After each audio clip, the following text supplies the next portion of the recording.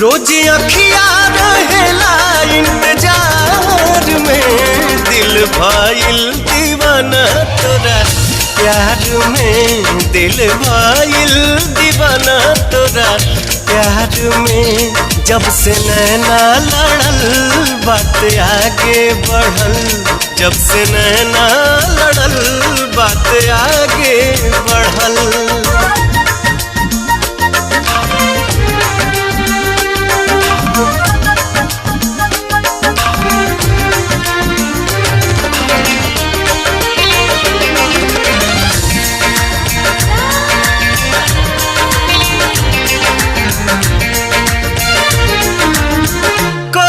शुक्रिया हम ओह भगवान के, तोहके बनौले बाड़े कौन माटी सान के।